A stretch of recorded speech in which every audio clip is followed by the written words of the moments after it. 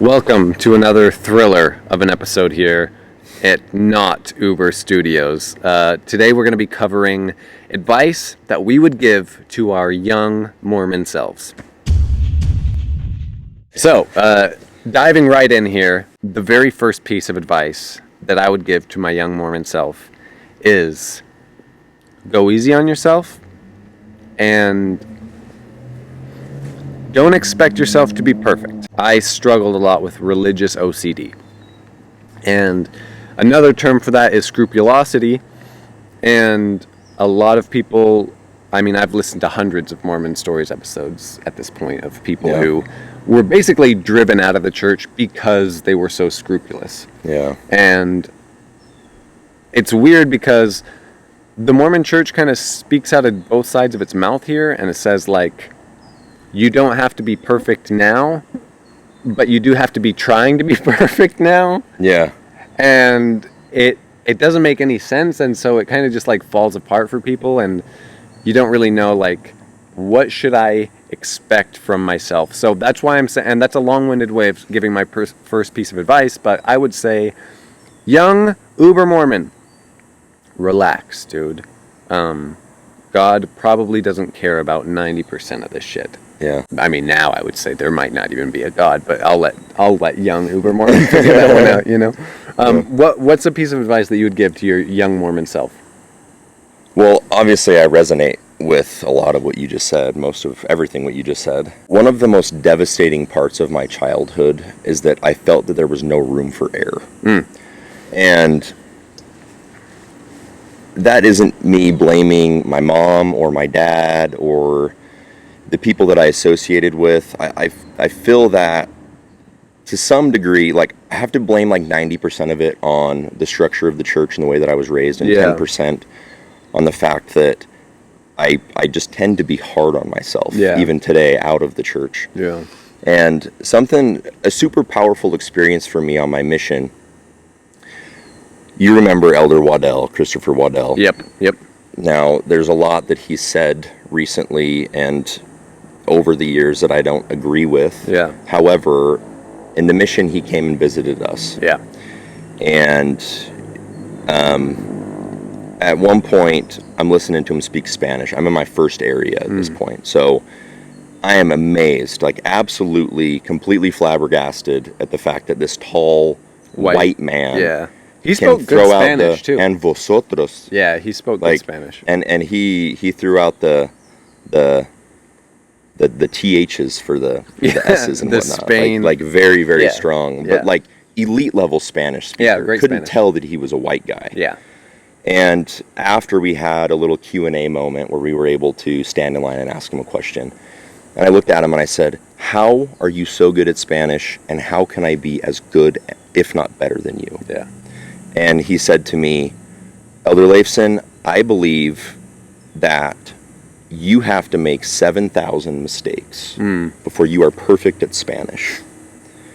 You can make those 7,000 mistakes in 6 months, or you can make them in 2 years. You decide. Yeah. So that is good advice. It's great advice, and it holds true within religion, sports, work, your career, your relationships. It holds true, and that's why it's been so impactful for me. Yeah.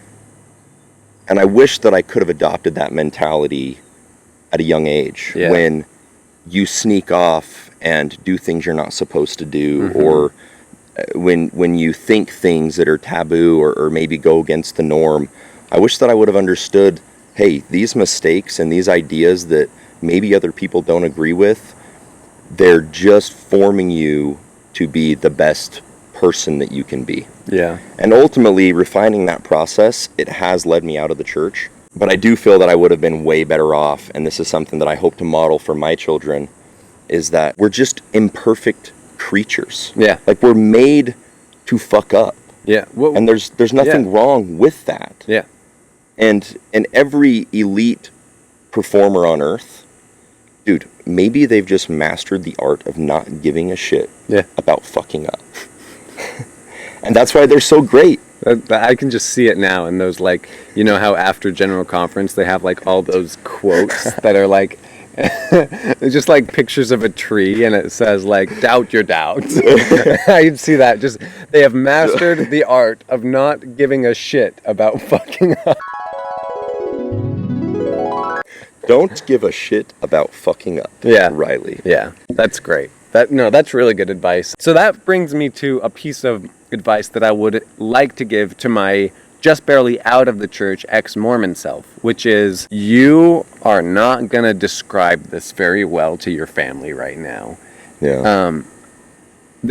If you're in the I just left the church phase and you are trying to figure out how am I going to talk to my family about this, I hope this is like a single takeaway, and I hope that it's helpful for you, because this is what I wish that I had known right when I left the church. Your family is not going to want to hear all of the stuff that you disagree with. They're not going to want to hear it.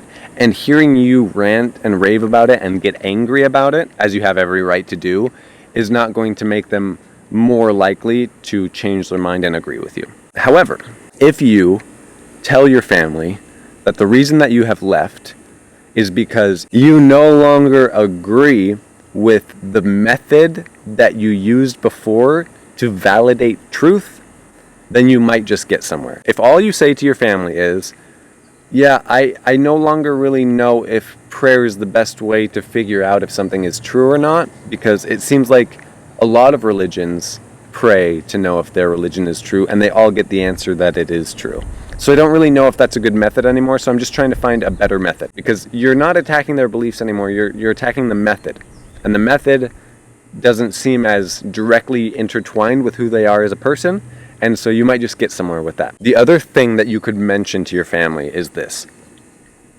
Because as you're starting to leave the church, your mom or dad will probably say something to you along these lines. Well, hey, if you're studying all that other stuff, just make sure that you're giving the Mormon, like our angle, its fair share. This drove me crazy when I was leaving, because in my head, I had given that angle 23 years. Your entire life. And so I don't need to study 50-50 now. And if I really wanted to study 50-50, I would be dedicating another 23 years to studying only the ex-Mormon perspective. And so what I would say is you can mention that you don't think that prayer is a good way of validating if something is true or not. And I would mention that it doesn't seem right that in every other aspect of life, you need to study both sides of an issue to have a well-informed opinion about that issue. However, when you're referring to the sacred cow of Mormonism, you're only allowed to study one side of the issue, and that's the best way to know if something is true or not.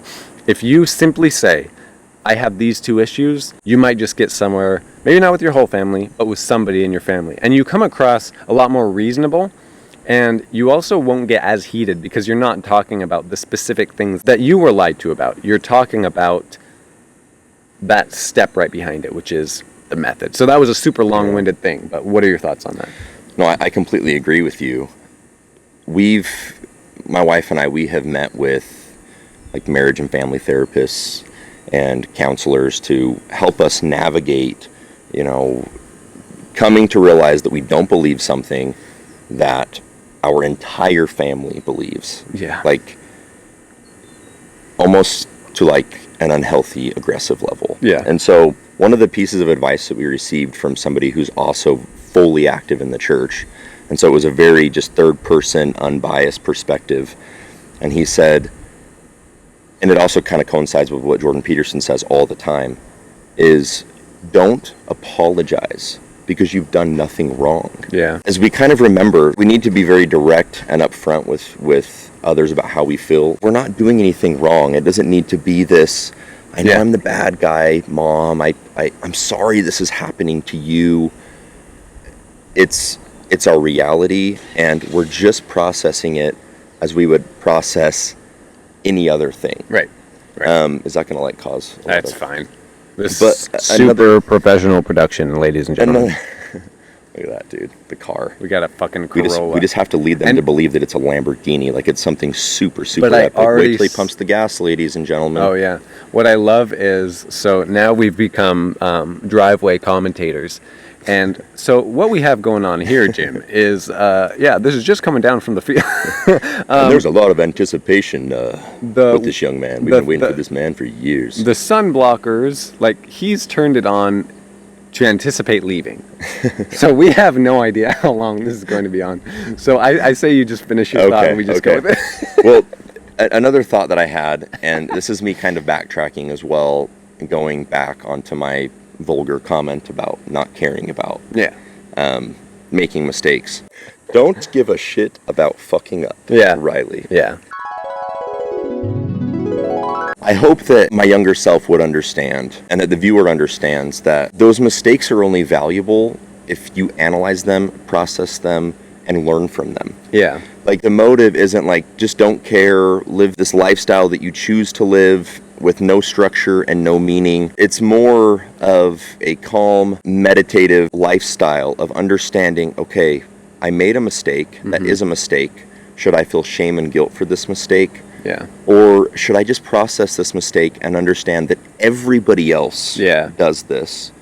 And it doesn't define me, it doesn't define who I am, and it doesn't define the relationships that I lead and the way that people perceive me. Yeah. I just felt a need to make sure that people knew that mistakes are important, but mistakes mean nothing if we don't recognize them and move past them. Yeah, no, that's a really good distinction. I think if I'm understanding what you just said, and I'm going to use Brene Brown's words here, but understanding that you just did something wrong, you have two options. You can feel shame about it, or you can feel guilt about it. And those actually are two different things. So the way that Brene Brown would distinguish between shame and guilt is guilt equals I did something wrong. Shame equals I am a bad person. So if you are a bad person, you can't recover from that with improving your behavior. But if you did something wrong, then you can totally recover from that, because you can try and stop doing things that are wrong. Another thing that's maybe important to mention about the framework that you're giving us here is, I hear you saying these are things that are wrong that you consider to be wrong. They're not things that somebody else told you should think are wrong. Right? So this entire moral framework and this entire compass and what you're considering to be right or wrong, you define that, right? And if you think that according to what you think is wrong, you did something wrong, then how can you improve that and not see yourself as a bad person? Yeah. And that's a super graceful way at looking at yourself.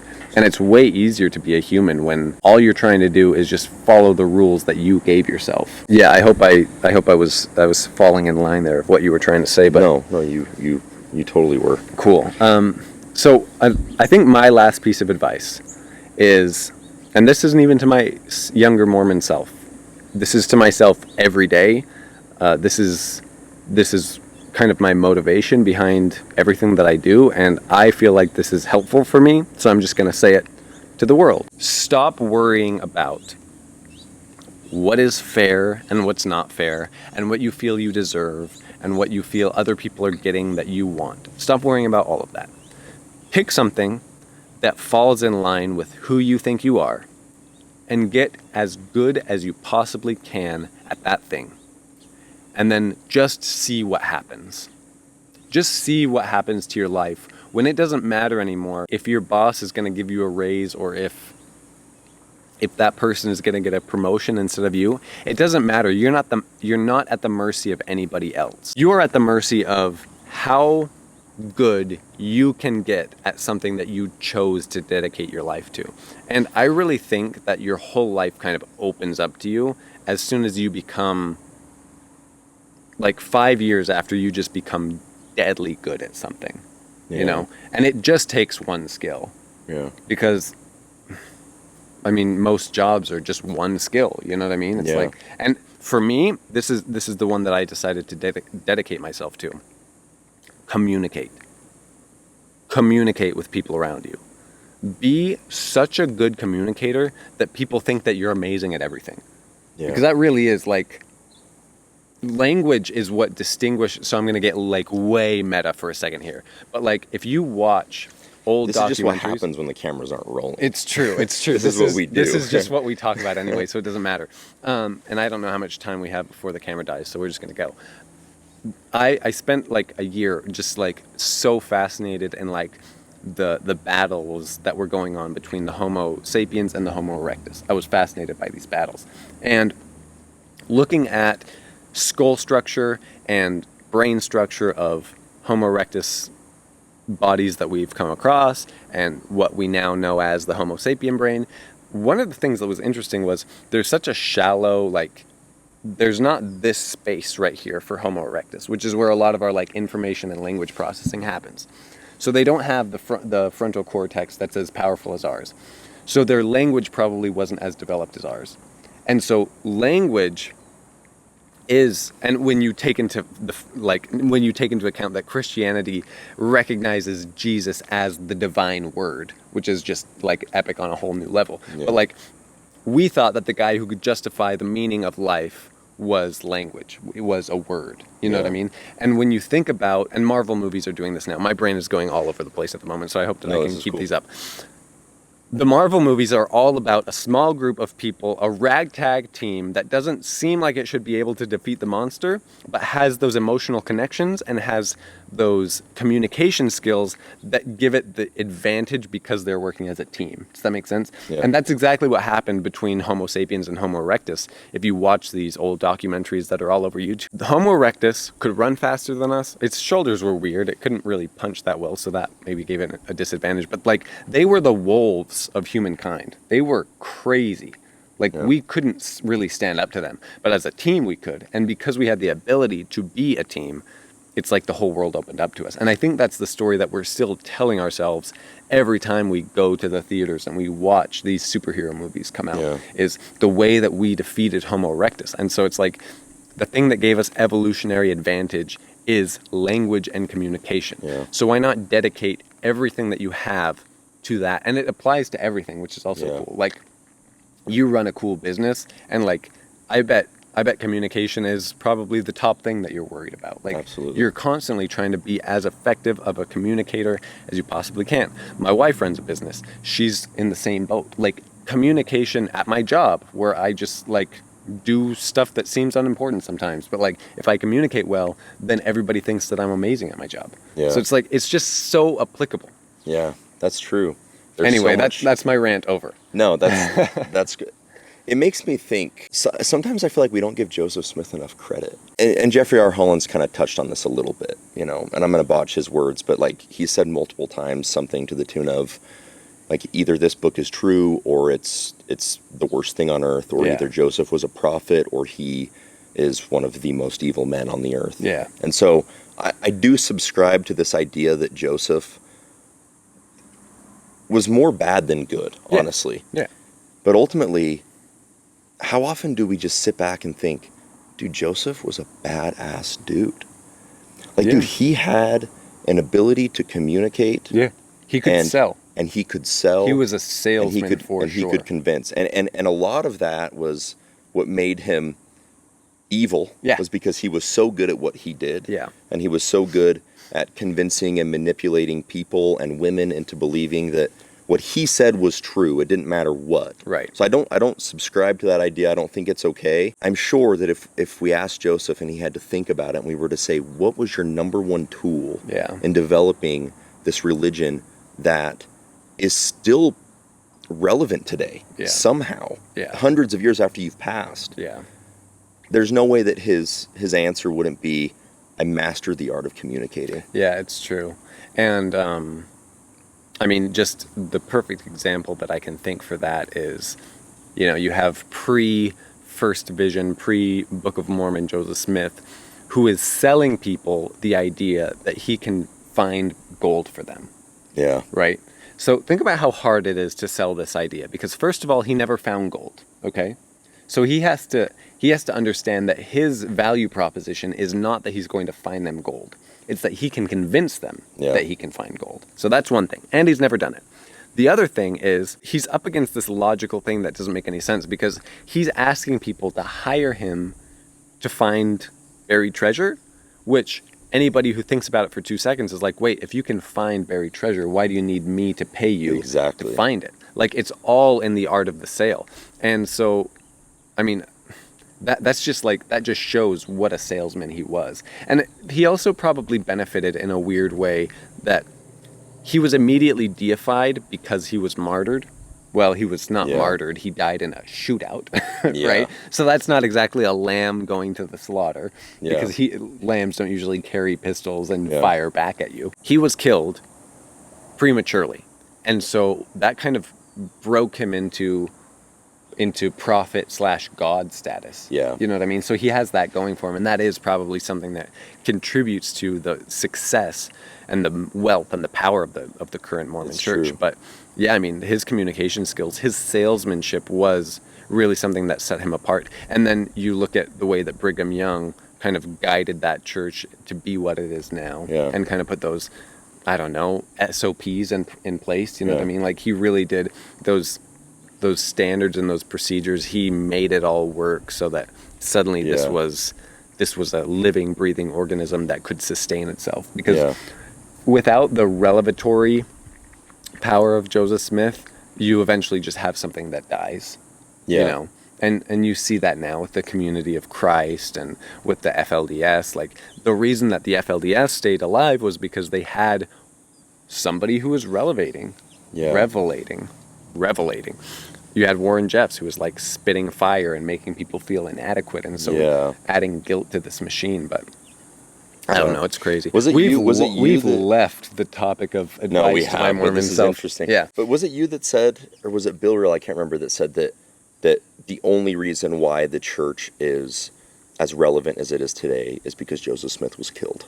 I think I don't know if Bill Reel said that. I know that I've said that for a long time. And that's true. And it's funny. It's funny. Like for example, Bill Russell, like the all-time great. He has 11 NBA championships. Mm-hmm. On paper, he's the greatest basketball player of all time. Yeah. He dies. Within weeks, his numbers retired in the NBA. Like, you can no longer wear... There are a few players that were grandfathered in. Not a few. Everybody that wears number 6 today is grandfathered in. They can wear it for the rest of their career. Mm-hmm. Many have turned in that number out of respect for Bill Russell. But why does it take someone dying to now become so relevant and so important? And so we see that. We see that with the LDS faith. It's true. It is true. So, any last minute advice to your young self? Just live. Just be, make mistakes, recognize them as mistakes, be open and honest with others.